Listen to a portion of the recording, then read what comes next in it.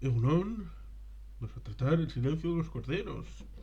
La película, como todo el mundo debería conocer, que es de Jonathan Demme del año 1991 y con un elenco que incluye a Jodie Foster como Clarice Starling, Anthony Hopkins como Hannibal Lecter, Scott Glenn como Jack Crawford, mm, y bueno, pues Diane Baker como senadora Ruth Martin, y bueno, otros de papel más pequeñito. Y es una historia, como decía, en esta idea de papel pequeñito o papel grande, es una historia pequeñita, contenida.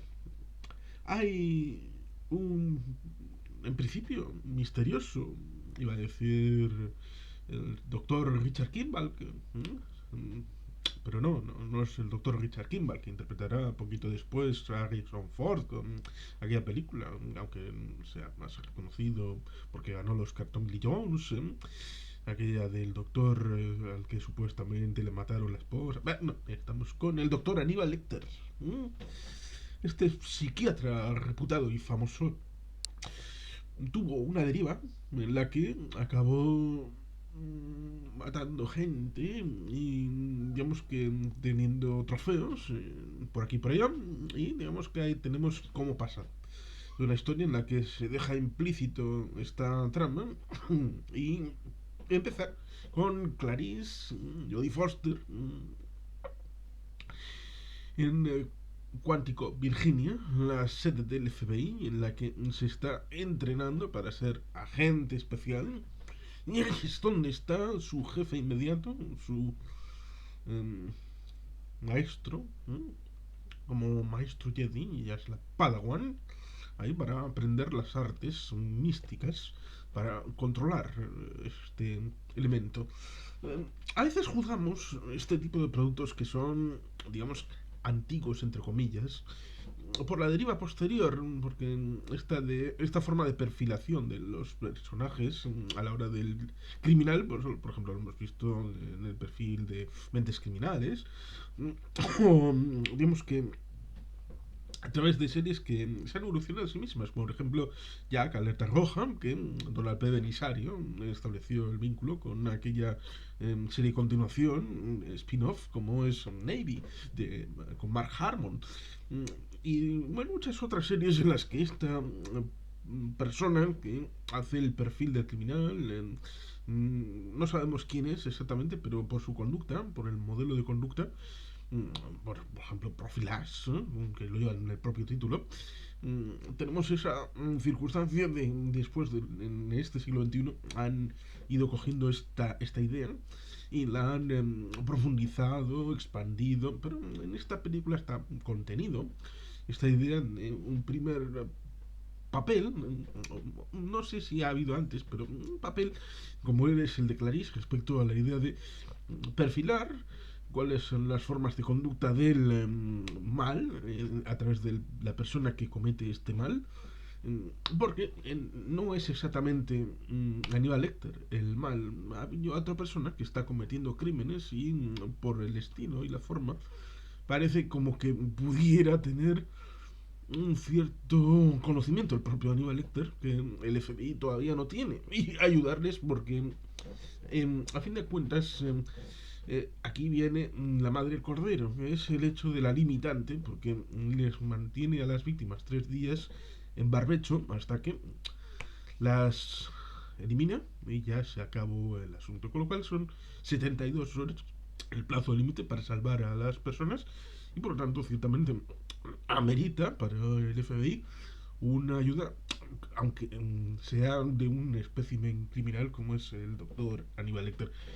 Es una historia contenida, apenas tiene la película 118 minutos, un poquito menos de 2 horas, incluyendo títulos de crédito. Y tenemos, por lo tanto, ahí una trama en la que tiene que desbrozar desde el inicio el hecho de poner en cuestión el hecho de Aníbal Lecter como ayudante circunstancial del FBI y, por supuesto, ese paralelo que es el criminal de verdad, el personaje que hay que ir a buscar, que es el que está haciendo este mal a estas chicas. Curiosamente son todas chicas. Mm, y en esa relación, pues evidentemente, está en la circunstancia que parece cambiada por la memoria, la percepción, como es el hecho del impacto de las escenas de Anthony Hopkins, de Doctor Aníbal Lecter, que son. No es un cameo, pero es un poquito más que un cameo, es una presencia mínima. Estas cosas que a veces las productoras, las mayors, solían hacer y siguen haciendo, de un papel pequeño pero impactante, en vez de lo que solía ser razonable, que es llevarlo a la categoría de mejor actor de reparto, lo llevan directamente a mejor actor principal y ganó el Oscar. Es junto a Sucedió una noche, aquella con Claudette Colbert y Clark Gable, que está comentada en este canal de 1937, y Alguien voló sobre el nido del cuco de Milos Forman con Jack Nicholson de 1975. Mm, es la tercera que recibe el Big Five. ¿Qué es el Big Five? Mejor película, mejor director para Jonathan Demme, mejor actor para Anthony Hopkins, mejor actriz para Jodie Foster y mejor guión. En este caso adaptado porque viene de una novela. Mm, pero ciertamente, ahí tenemos la novela original de Thomas Harris, El silencio de los corderos. La propuesta no podía ser, como digo, más sencilla y más frugal a la hora de transmitir, porque no hay planos que estén de más, está todo bien contenido, la idea de una primera víctima, luego en medio el hecho de la relación con doctor Aníbal Lecter y hay algo que, como hemos dicho, hay una senadora, porque casualmente capta a una hija de una senadora y por lo tanto, evidentemente, la senadora que tiene más recursos que otra persona tiene esa idea de voy a poner encima de la mesa porque estás hablando de mi hija. Un poco como el personaje de Max von Sydow en Conan el Bárbaro, el rey Osric. Decíamos con Ricardo Ibars. Al fin y al cabo, ese rey pues ha visto que las alhajas y las joyas han perdido su brillo, en la sala del trono ya no es lo que eran, y al final solo queda la forma de amor entre un padre y una hija. Y el personaje malvado es el que le ha llevado al mal perder a la hija, se lo ha quitado, como decíamos aquel de la secta de Guyana de los años 70. O podremos hablar también de David Cores en 1993 en Waco, donde estaba metido el FBI. Por lo tanto, amerita esa situación como madre, pero hay madres de las otras víctimas, pero esta tiene. Hay quien dirá, como mi propia madre, estás hablando de política, esta película es una política continuada. Bueno, podría haber hablado de la madre propietaria de una empresa del Nasdaq con una empresa no tecnológica o cualquier otra posición de poder que pudiera influir a la hora de establecer una relación con la administración y con la Casa Blanca, no necesariamente una senadora, pero supongo que el autor del libro quería esa circunstancia ya más directa para no poner intermediarios, porque evidentemente, pues de alguna manera las instituciones federales de prisión o los sanatorios, bueno, pues dependen de lo público en buena medida y por lo tanto una senadora es un paso directo porque habría vericuetos.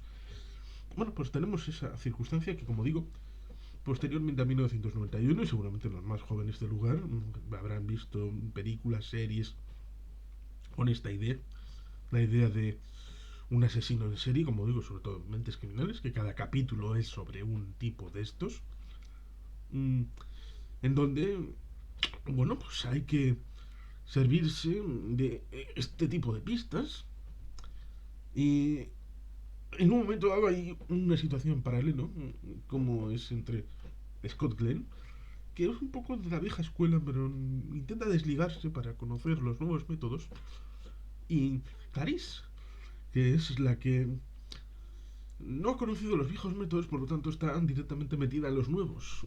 Por lo tanto tiene otro modo de pensar, otro modo distinto. Por eso hay esta circunstancia que se ha visto en otras películas, sobre todo a posteriori, en la que ves a dos personajes tratando de ir al mismo sitio, a una puerta, pero cuando se abre, vemos que están en dos localizaciones distintas. Que Scott Glenn y los supermarines, por decirlo de manera irónica, están en la localización equivocada y Clarice, que está sola, ha ido al lugar correcto. Y ahí es donde empieza la parte intimista de terror y la parte del desarrollo final de la propuesta. Es una película bien interesante, que como digo, ha llevado mucho tiempo en el candelabro, en su momento. Yo la tuve en VHS, pero por interpolación, a través de unos amigos que antes vivían en el barrio, pero luego se fueron porque tuvieron una segunda criatura y el espacio se les quedaba corto. Y nunca la vi. Nunca la vi hasta que la he visto recientemente a través de Amazon Prime Video con Susana. Lo cual ciertamente resulta curioso porque estábamos buscando algo que ver y las sugerencias, vimos toda la lista y cuando llegó la última era El silencio de los corderos y dije, esta seguro, esta. Y como digo, es una película que se llama El silencio de los corderos cuando seguramente el nombre más sencillo y clarificador podría ser El silencio de los inocentes. Porque aquello de que cuando era pequeña Clarice en la granja, los corderos en un incendio empezaban a balar y ella escuchaba a los corderos en sentido de los inocentes. Silencio de los inocentes. Porque cuando se quejan es cuando están haciéndoles el mal. Y cuando hay silencio, en principio, o es porque están muertos o porque su verdad ha sido reparada. Por lo tanto, acallar esas voces es lo que una futura agente de FBI, como es Clarice, quiere hacer. Y como digo, podía haberse llamado directamente Clarice, pero no lo hace porque, bueno, pues en realidad el título del libro es The Silence of the Lambs, El silencio de los corderos. Hay una autora de los tierra, amante de El Bastán, de Elizondo, cuya trilogía del Bastán es bastante conocida. Su personaje principal es Amelia Salazar, que ha tenido participación en Origen, en Formación en Cuántico Virginia, en el FBI. Y hay una forma de precuela, que es La cara norte del corazón, en donde se ve claramente que Clarice sería Amaya y Amaya sería Clarice. Sobre todo cuando tenemos esa forma de precuela, en tanto en cuanto Amaya estuvo en 2005 en Luisiana, en New Orleans, en Nueva Orleans, en el tema del Katrina. Y toda esa trama de La cara norte del corazón, pasada por el tamiz de Clarice, esta interpretación de Jodie Foster, uno puede captar de dónde surge una de las fuentes de firme inspiración para Dolores Redondo. O por lo menos así lo entiendo yo. Y no sé si alguien más lo ha dicho, pero yo quiero lanzarlo ahí. Como digo, Thomas Harris escribió esta novela y luego tenemos una continuación porque hay esa circunstancia en la que sí, el caso está resuelto. Pero Aníbal Lecter, que estaba metido en esa jaula que conocemos al inicio, y hay un doctor que le hace las cosas difíciles y por eso se quiere vengar y eso lo logra al final. Lo vemos de pasada en ese momento final, donde el doctor parece que está en un lugar caribeño, o por lo menos eso se puede interpretar. Y está libre, está libre. El doctor está free, total free. Y por eso resulta interesante y curioso el hecho de que vemos la continuación, una secuela, en 2001, Aníbal. Y luego en 2002 hay una precuela, que es Dragón Rojo. 2 años seguidos hubo precuela y secuela, Aníbal y Dragón Rojo. Y en 2007, Aníbal Rising. Seguramente será para los más cafeteros todas ellas, porque, como digo, el hecho de tener al doctor fuera, como es Aníbal,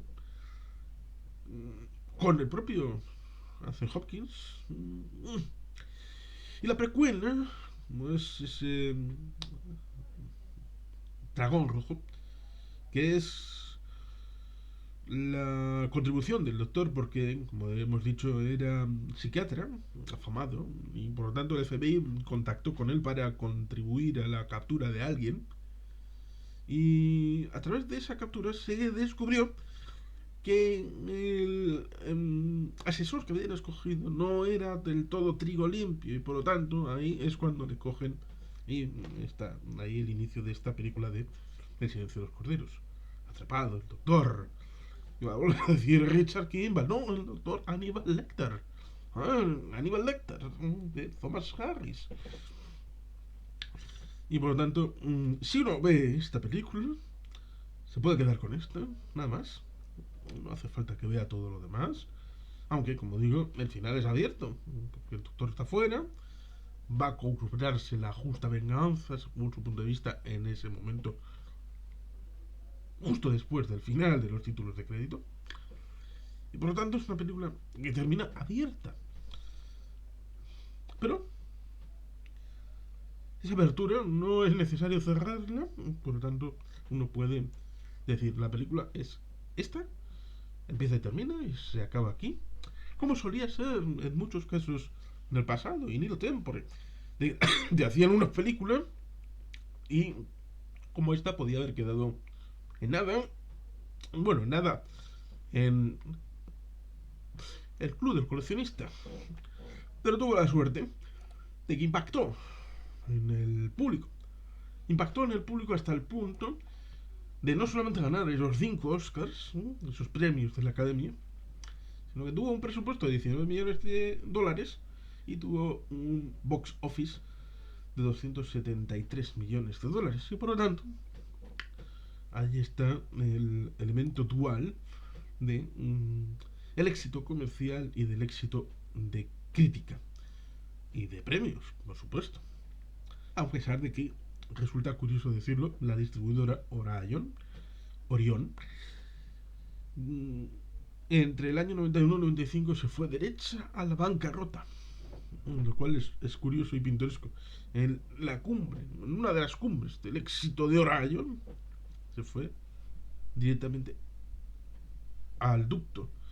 Un poco como donde tiene el malvado de esta película, en un pozo debajo de una casa. Con una sensación un tanto medievalizante. A pesar de que, como todo el mundo sabe, en Estados Unidos no hubo periodo medieval al estilo europeo. Fue un esqueje trasplantado de Europa fuera de Europa, a través de la costa este, de suecos, neerlandeses, franceses, británicos, y antes que todos ellos los castellanos, que no quisieron quedarse sino bajar más hacia abajo y hasta el siglo XVIII en México, Distrito Federal, y México, Distrito Federal, la ciudad capital de la capitanía y del virreinato, era una ciudad muchísimo más rica que Boston o Nueva Ámsterdam, pero más corrientes de la historia son las que son. Y por lo tanto, aquel pequeño poblado que eran las 13 colonias, pues acabó siendo algo exitoso. Pero ese recuerdo atávico está en las construcciones, está en el trasfondo de esta forma de paisaje que está muy bien trabajado a la hora de transmitirnos ese momento, sobre todo también tecnológicamente, que es un elemento interesante, como es el hecho de verlo desde la perspectiva actual, que tenemos en los smartphones, tenemos en internet, tenemos una forma de conectarnos muy directa y muy rápida. En esos momentos, todo lo que se ve en la gran pantalla, en la película, era la última tecnología, el último grito a la hora de transmitir datos para el FBI. Estaba a punto de cambiar, sí, pero vemos que es una de las formas de nexo entre formas clásicas respecto a la investigación sin conexión con el exterior y una forma ya más conectada, pero con sus primitivismos, como se puede ver cuando van a aquel pueblo para investigarlo y necesitan tener conexión y póngame una línea especial y, bueno, estas cosas que se ven en la película. Por lo tanto, yo creo que es una película recomendable a este Buffalo Bill al que hay que cazarle, que resulta interesante en el sentido ese de la piel, y la historia también está de mm, hombre, no es el hecho de que cualquier maltrato lleve a un personaje con esta mentalidad de esto, pero digamos que ese elemento de la crisálida y la mariposa que sale, la transformación, el hecho de autoodiar su personalidad, el hecho de las razones que le llevan a ello y las consecuencias, deberían ameritar el hecho de hacer una reflexión social que seguramente en estos 31 años, prácticamente 32, desde el estreno de Silencio de los Corderos, seguramente se han hecho muchos análisis acerca de esto, el hecho de explicar y entender que a veces no respetar y comprender la realidad de las personas, siempre diversa, puede llevar a disfunciones que salgan por el lugar menos deseado. Y a veces pueda suceder cosas como esta. Este personaje que acaba recorriendo el camino del mal. Y para identificarlo es necesario la intervención de Clarice, que al final de la película, en paralelo a cuando el doctor está libre, tenemos esa circunstancia en la que está la ceremonia de entrega de la graduación de agente especial del FBI. Evidentemente hay cosas que uno no entendería, por ejemplo ese momento en el que han llevado al doctor a una sala distinta de la cárcel donde está, eh, con los barrotes alrededor, una sala parece versallesca, pero digamos que eh, hay dos agentes y la situación ameritaría una resolución distinta en la vida real, o tal vez no. Estas cosas que cuando uno la ve, pues dices, yo habría actuado distinto, pero estas cosas que uno, falto de la adrenalina del momento, falto del momento de la tensión, de no estar en vivo allí, pues uno podría decir muchas cosas, pero hacer y decir son cosas distintas. Finalmente, pues eso, tenemos una película que ha sido seguramente analizada de muchas maneras. El libro es de 1988. Tenemos más libros de Thomas Harris, porque había sido presentado en Manhunter, Cazador de Hombres, en 1986. Y bueno, pues es una película que tuvo una buena acogida. Parece que Rotten Tomatoes lo lleva al 95% de 144 críticas. Y está bien recordada porque, bueno, pues tuvo impacto en la crítica, impacto en el público, impacto en los premios, impacto en la taquilla, y ha sido referencial para películas y también para parodias a la hora de establecer esa relación con el legado del Silencio de los Corderos. Por lo tanto, es una apuesta que salió ganadora, que tuvo su buen legado y por tanto, aquel que no la haya visto, como fue mi caso hasta hace bien poco, recomiendo verla, por ejemplo, en este año que empieza, 2023. Así puedes, a disfrutar con el buen cine en este año nuevo. Y sin más, es que ricasco, agur, beti, jefe.